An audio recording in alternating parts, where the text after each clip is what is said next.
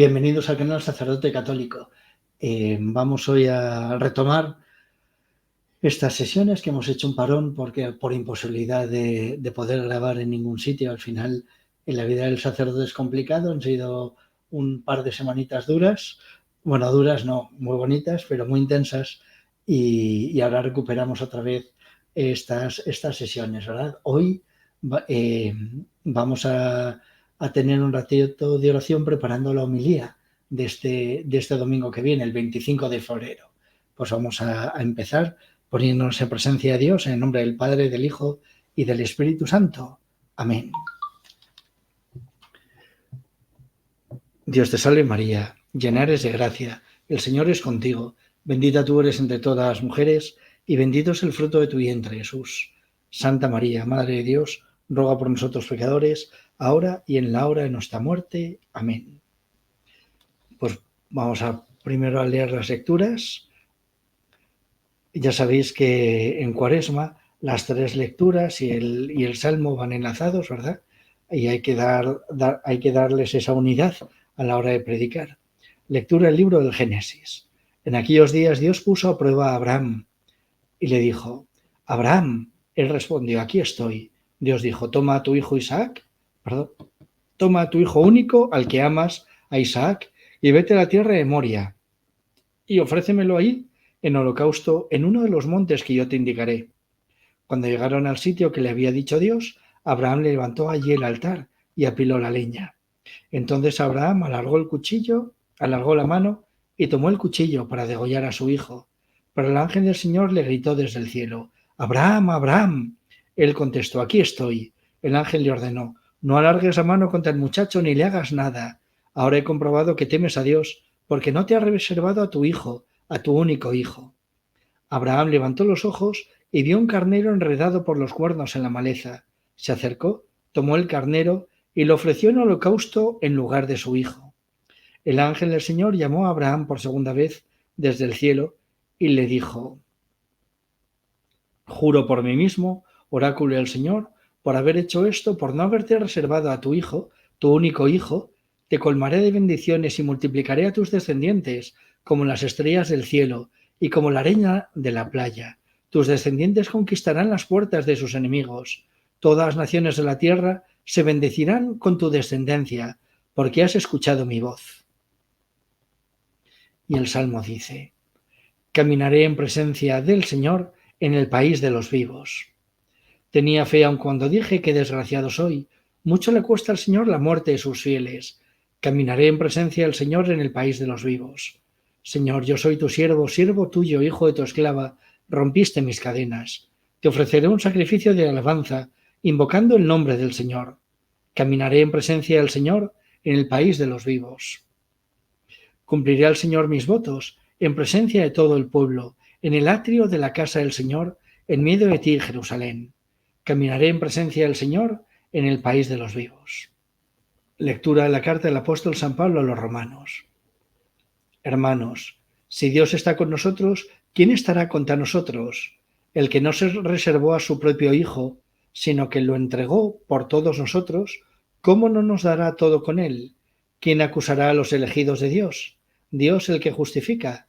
¿Quién condenará? ¿Acaso Cristo Jesús, que resucitó y más todavía resucitó y está a la derecha de Dios, y que además intercede por nosotros? En el esplendor de la nube se oyó la voz del Padre: este es mi Hijo, el elegido, escuchadlo. Y el Evangelio es de San Marcos. En aquel tiempo Jesús tomó consigo a Pedro, a Santiago y a Juan, subía aparte con ellos solos a un monte alto y se transfiguró delante de ellos. Sus vestidos se volvieron de un blanco deslumbrador, como no puede dejarlos ningún batanero del mundo. Se les aparecieron Elías y Moisés conversando con Jesús. Entonces Pedro tomó la palabra y dijo a Jesús: Maestro, qué bueno es que estemos aquí. Vamos a hacer 3 tiendas, una para ti, otra para Moisés y otra para Elías.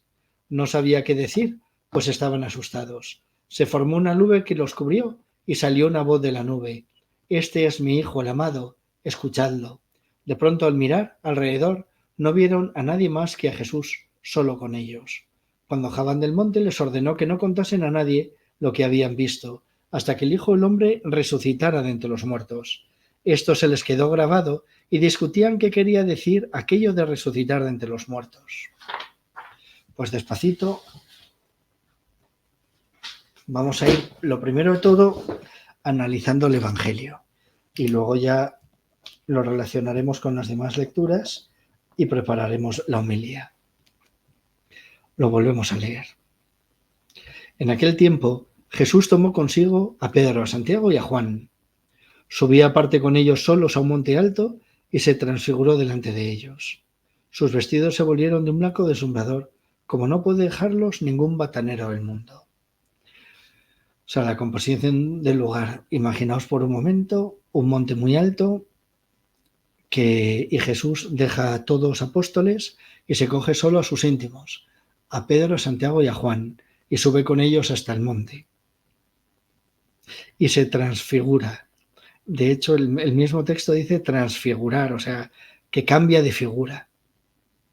Sus vestidos se volvieron de un blanco deslumbrador, como no puede dejarlos ningún batanero del mundo. O sea, es como una epifanía, es una manifestación de Dios, ¿verdad? Les manifiesta su divinidad. Y no lo hace a todos, sino solo a los tres íntimos. Y además, sigue diciendo el Evangelio, que se les aparecen Elías y Moisés. Esto es, el principal de los profetas y la ley, y el que tenía que ser el tipo del Mesías, ¿verdad? El que era rey, profeta y sacerdote, ¿verdad? Moisés, la ley de Dios. Es como todo el Antiguo Testamento, todas las promesas de Dios compendiadas en ese monte. Un monte alto que es donde Dios se manifestaba a su pueblo antiguamente. Y conversan con Jesús. Entonces Pedro tomó la palabra y dijo: Maestro, qué bueno es que estemos aquí. Si os dais cuenta, al final es como la maravilla de determinadas experiencias místicas. Qué gozada es estar aquí, ¿verdad? Qué maravilla si nos pudiéramos quedar aquí siempre.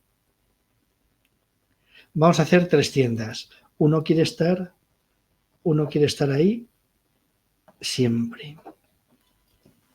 Hay veces que cuando uno hace un camino a Santiago, cuando tiene una experiencia potente de Dios, en alguno de estos fines de semana estupendos de los que podemos disfrutar gracias a la Iglesia, de pronto uno le gustaría quedarse ahí siempre.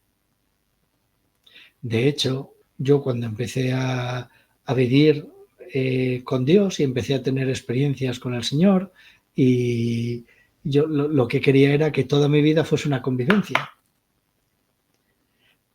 Y eso es lo que manifiesta Pedro. Vamos a hacer 3 tiendas. Vamos a quedarnos. Una para ti, otra para Moisés y otra para Elías. Ni siquiera piensa en sí mismo. Y esa es la maravilla de las experiencias místicas, que uno se olvida de sí y solo busca a Dios. Las experiencias místicas reales. Luego hay otro tipo de experiencias que son más fenómenos psicológicos, que uno busca su propia satisfacción. Aquí Pedro se olvida de sí y quiere estar siempre con Jesús, con Moisés y con Elías. No sabía qué decir, pues estaban asustados. Es curioso, ¿verdad? Hay una especie de miedo, hay un susto cuando uno se encuentra con Dios. Es como, al final, es el no temas, María, del ángel, ¿verdad? Siempre cuando se aparece un ángel, cuando Dios se manifiesta, siempre da miedo, es como un sobrecogimiento. Es como algo que te excede con locura y entonces no lo puedes dominar, no lo puedes controlar y por eso nos dejamos llevar por el miedo. Se formó una nube, que es la nube es la manifestación del Padre, ¿verdad? Siempre en el Antiguo Testamento Dios se manifestaba o en una columna de fuego o en una nube, ¿verdad? Siempre cuando inauguran el templo de Salomón, de pronto una nube lo ocupa para que se den cuenta que Dios ha tomado posesión de su templo. La nube descendía y cubría el campamento y entonces los israelitas, mientras la nube estuviera posada, descansaban. Y cuando la nube levantaba, entonces deshacían el campamento y otra vez a correr por el desierto. Se formó una nube que los cubrió. Es curioso, ¿verdad? Cómo Dios nos cubre siempre. Una nube te cubrirá y el poder de Dios te cubrirá con su sombra. Siempre Dios nos cubre, nos protege, nos fecunda. Y salió una voz de la nube. Este es mi hijo, el amado. Escuchadlo. Y aquí, esto es tremendo. Este es mi hijo. Eso nos lo dice Jesús, pero también tú estás bautizado, con lo cual también lo dice de ti. Este es mi hijo, el amado. Y es que nos quiere como al hijo, ¿verdad? ¿Cuántas veces hemos visto, incluso en el Evangelio, en la despedida de Jesús, en la oración sacerdotal de Jesús, ya antes de ir al huerto de los olivos, como Jesús les dice, igual que el Padre me ha amado, así os ama también a vosotros. Dios nos quiere como quiere a su Hijo. Y otra cosa es escucharlo. En otros momentos, ¿verdad? Dice, en quien me complazco. Y al final, ¿por qué le tenemos que escuchar? Porque es el que complace a Dios. Porque cuando hacemos lo que Jesús nos dice, complacemos a Dios. Por eso, no se trata de escuchar a ninguna otra autoridad en la tierra, sino a Jesús.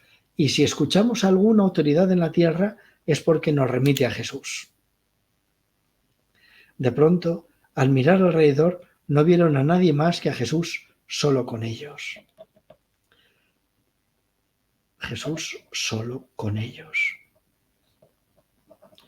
Jesús está solo con ellos. Ya se ha ido el Padre, se ha ido, bueno, la apariencia del Padre, se ha ido Elías, se ha ido Moisés y está solo Jesús con ellos.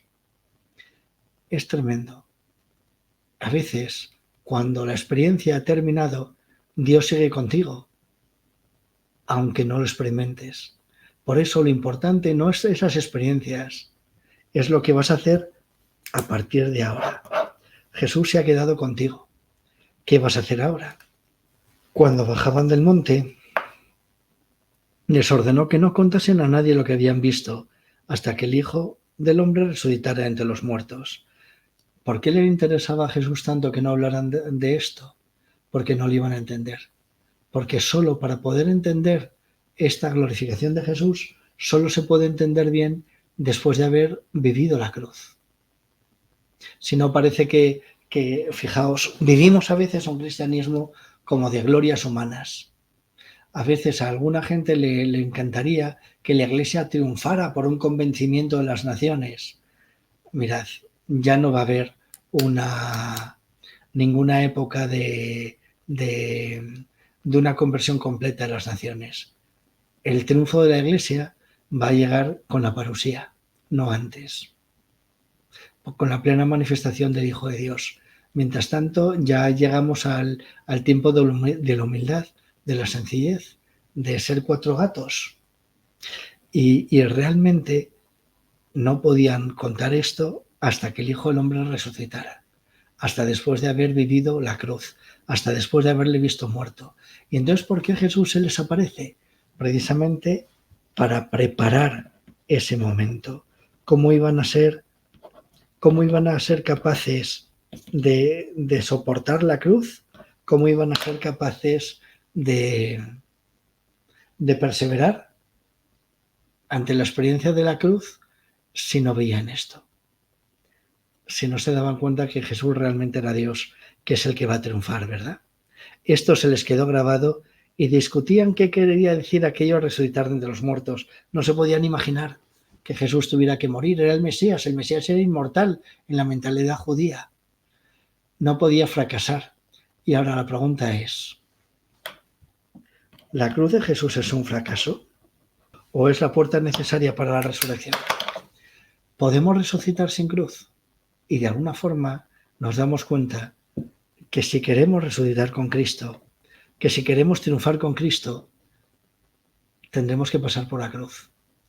Y a lo mejor todas las experiencias que estamos teniendo, todas las experiencias místicas, todos estos encuentros con Cristo que tenemos, son necesarios para el momento en el que llegue la cruz. ¿Tú estás dispuesto a crucificarte conmigo? No te preocupes, que te voy a dar toda gracia que necesitas, que te voy a acompañar, que lo voy a vivir contigo, que te voy a demostrar que yo soy Dios. Pero tienes que pasar por la cruz para poder llegar a la gloria de la resurrección. Tremendo, ¿verdad? Fenomenal. Y una vez que hemos visto estos puntillos del Evangelio, podemos volver a la primera lectura y decir, ¿y qué pinta aquí el sacrificio de Isaac? Porque si os dais cuenta, estos textos nos están preparando para la cruz. La Cuaresma es la preparación de la Pascua. En esta primera lectura, Dios nos dice que Él es el verdadero Abraham, que aunque Dios le pidió a Abraham que sacrificara a su hijo, no le dejó que lo sacrificara.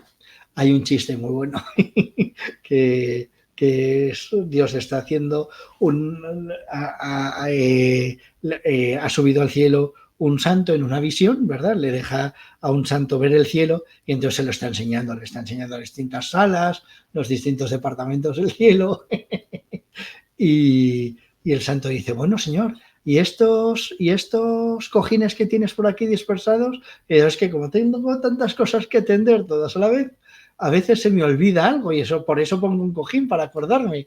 Y de ese cojín de aquí, ¡ah! ¡Abraham, Abraham! ¡No mates a tu hijo! Es una tontería. Pero en el fondo, Dios no dejó que Abraham matara a Isaac. ¿Por qué? Porque él sí iba a dejar que su hijo se crucificara por nosotros. Y aquí se ve hasta qué punto Dios te quiere. ¿Hay alguien a quien Dios quiera más que el propio Jesús? Y prácticamente nos ha demostrado que nos quiere más que Jesús. Que el Padre ha estado dispuesto a entregar a su hijo por ti. Es como que el hijo más preparado, el hijo más capaz, es el que va a salvar a los demás hermanos.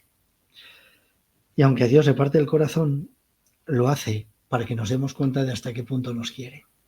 ¿Cuántas veces vemos en distintos mensajes y supuestas apariciones y otras apariciones que hay que saber interpretar como que Jesús es el que detiene la mano de la ira, como si el Padre estuviera airado con nosotros y Jesús le frenara? Si os dais cuenta, la voluntad de Cristo, la voluntad divina del Hijo, es la misma que la del Padre. Si el Hijo quiere morir en la cruz, es el Padre el que quiere morir en la cruz. De alguna forma, nos damos cuenta que Dios Padre está abrazando a su Hijo cuando se está entregando por nosotros en la cruz. Es la voluntad de Dios que Jesús pase por la cruz para salvarte a ti y a mí. Hasta ese punto nos quiere Dios. Por eso Jesús Isaac es tipo de Jesús. Jesús es el verdadero Isaac que se entrega por nosotros. De hecho, vemos en esta primera lectura, ¿verdad?, como a Isaac lo sustituye un cordero que está enredado en las zarzas. Ese cordero es Jesús, el cordero inmaculado, degollado y puesto en pie, dice el Apocalipsis, ¿verdad? Es el cordero sacrificado por nosotros. El hijo que Abraham no se quiso reservar, el Dios Padre no se lo ha reservado tampoco. Dios nunca nos va a pedir algo que no se haya pedido Él. En una serie que estoy viendo sobre bomberos de Chicago, en una escena el capitán les dice, ¿cuál es la vocación del bombero? Y dice, poner nuestra vida en riesgo protegiendo la vida de los demás. Y también les dice, ser capaces de renunciar a nuestra propia felicidad por la felicidad de los demás. Eso realmente es la vocación de un cristiano. Eso realmente es lo que tenemos que hacer nosotros. Porque eso es lo que ha hecho Dios. Y nosotros tenemos que aprender a amar como Dios, ¿verdad? Amaos unos a otros como yo os he amado. Es tremendo, es fascinante. ¿Sabéis lo único que me fastidia? de preparar las homilías? Que uno ve muchísimas ideas que puede predicar. Uno ve muchísimas cosas que habría que decir y una homilía podría tardar media hora. Y ahora dime, ¿cómo resumo yo todo esto en 5 minutos? Es que es imposible. Esto da para una meditación larga, ¿verdad? Y no hemos metido todavía el Salmo. Caminaré en presencia del Señor en el país de los vivos. Eso es lo que estamos respondiendo al Salmo. Caminaré en presencia del Señor en el país de los vivos. Caminaré en presencia del Señor. Señor, si tú me has dado la vida, claro que estoy en presencia de los vivos. Claro que claro que voy a poder caminar en el cielo, en tu presencia, Señor, porque tú me lo has conquistado, porque tú me lo has ganado con tu sangre. Pues por eso voy a cumplir al Señor mis votos. Por eso yo soy el siervo del Señor, porque tú has roto casi digo rompido, porque tú has roto mis cadenas. Y cuando piense que soy un desgraciado, que pueda decir, corazón en la cruz, Señor, yo contigo, definitivamente y para siempre. Te ofrezco mi felicidad con tal de conseguir la tuya. Porque al final no me basta la felicidad de los demás, si son unos desgraciados y no se lo merecen. Pero tú, Señor, sí que te lo mereces. Si mi vida puede servir para alegrarte, toma mi vida entera, Señor. Y llegamos a la segunda lectura. Si Dios está con nosotros, al final, si os dais cuenta, es todo lo mismo. O sea, lo que tenemos que predicar aquí es del inmenso amor que Dios nos tiene. Dios está no con nosotros, sino por nosotros. El que no reservó a su propio hijo. Es que efectivamente lo que hay que predicar aquí es cómo Dios se entrega por nosotros. Cómo Dios nos lo ha dado todo, hasta la vida de su hijo. Lo ha sacrificado todo por ti y por mí. Pues esto es, de alguna forma, el tema central de la homilía. Y ahora el paso segundo será concretarlo todo en esos 5 minutos. Pues gracias a Dios, al final lo que nos damos cuenta es la importancia en estas lecturas, ¿verdad? ¿Cómo se vinculan estas lecturas al Evangelio? Que toda transfiguración de Cristo, que su finalidad es nuestra salvación, que su finalidad es su cruz, todo esto Dios lo va a pasar por amor a nosotros, porque nos quiere con locura, porque es el Padre que renuncia a su Hijo por ti y por mí. Porque Jesús en la cruz manifiesta el amor de un padre que se clava también con su hijo. Hay una cruz preciosa que es el Padre acogiendo, abrazando la cruz de Jesús con el Espíritu Santo entre ambos, ¿verdad? Que es el Espíritu que Jesús exhala. Pues de alguna forma el Padre está abrazándonos en la cruz de Cristo. El Padre nos ha entregado lo más precioso que tiene por nosotros. Ese es todo el misterio pascual. Esto es lo que Dios nos regala en esta Semana Santa. Esto es por lo que nosotros debemos prepararnos. Y de alguna forma surge una pregunta. ¿Tú estás dispuesto a amar a tus hermanos con mi hijo? ¿Qué me dirías si yo te presentara la cruz y te dijera, ¿estás dispuesto a crucificarte por tus hermanos? Con mi hijo. Es tremendo, ¿verdad? Es terrible. Y sin embargo, es el paso que tenemos que dar. Dios necesita otros Cristos que hoy se sigan crucificando por sus hermanos. Y ese Cristo podemos ser tú y yo. De tal forma que al final la homilía, los 4 puntos de la homilía quedarían así. 1. Todo esto que hemos leído de la transfiguración, el Padre lo preparó para que los apóstoles se pudieran enfrentar a la cruz.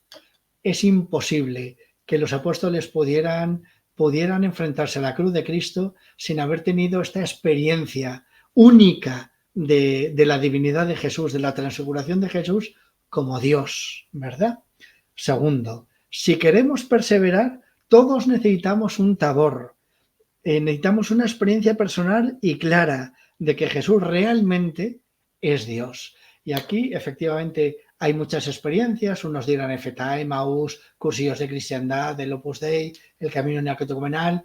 Todos tienen, pero también se puede vivir en la parroquia. Esto no es cuestión de un fin de semana o no. A veces un fin de semana sí que ayuda. Es una experiencia, pero es una experiencia. Hay otras muchas experiencias.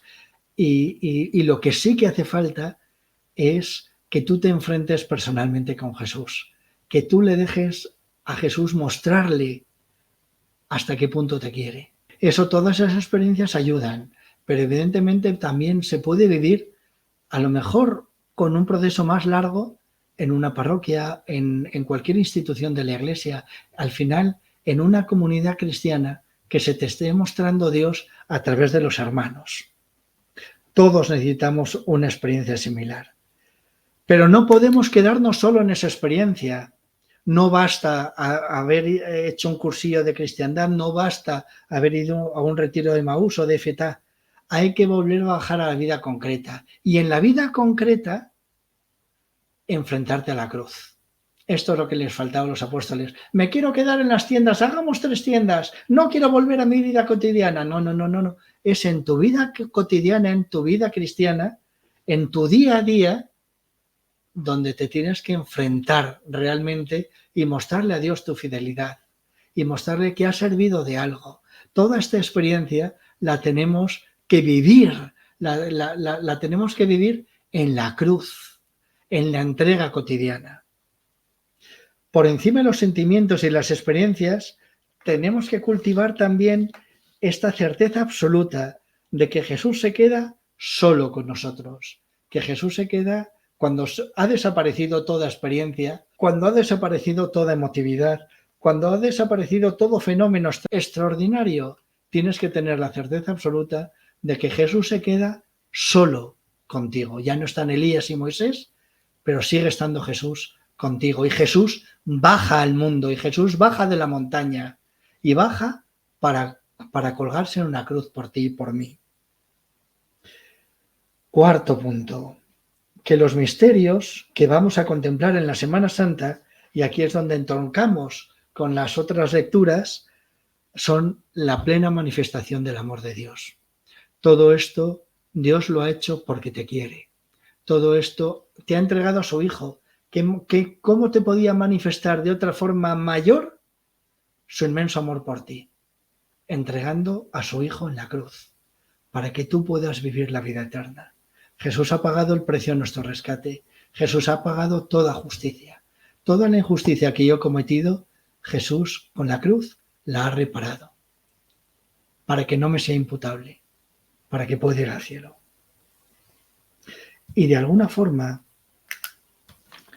el último punto que queda sería entender lo siguiente. Dios ha entregado todo esto por ti, porque te quiere. ¿No podrías tú querer a tus hermanos? De alguna forma, de toda esta meditación, a mí lo que me surge es la necesidad de responder. O sea, esta Cuaresma tengo que preparar el corazón para que realmente pueda vivir una Pascua. Tengo que preparar el corazón para que realmente pueda entregarme con Cristo en la cruz por el bien de mis hermanos. De alguna forma, en todo esto noto al Padre diciéndome, Borja, o tú pon tu nombre, te necesito para seguir salvando a mis hijos. ¿Estás dispuesto? Pues de que tú y yo respondamos como Dios quiera, dependerá toda nuestra vida y dependerá también la alegría de mucha gente. Pues Señor, yo quiero ser contigo, yo quiero ofrecerme contigo, yo quiero vivir contigo, yo quiero crucificarme contigo, porque quiero resucitar contigo. Y este es el camino de la gloria, la cruz, no hay otro. Pues hermanos míos, esta es la homilía del domingo, si Dios quiere. Luego siempre es cierto que cada vez que te preparas homilía, tú te lo preparas con mucho cariño, ves las cosas necesarias e importantes que quieres predicar y luego Dios te lleva por otro camino. Ya veremos este domingo en las distintas misas que voy a celebrar cómo se concreta al final de una u otra forma la homilía. A veces el Señor insiste en un punto o en otro, o de pronto te dice algo nuevo, pues, y además todavía me quedan estos días para seguir rezando. Pues, Señor, yo solo te pido que esta homilía sirva para tu gloria y para el bien de mis hermanos. Que el Señor os bendiga y os dé la bendición de Dios, Padre, Hijo y Espíritu Santo, que descienda sobre vosotros y permanezca para siempre.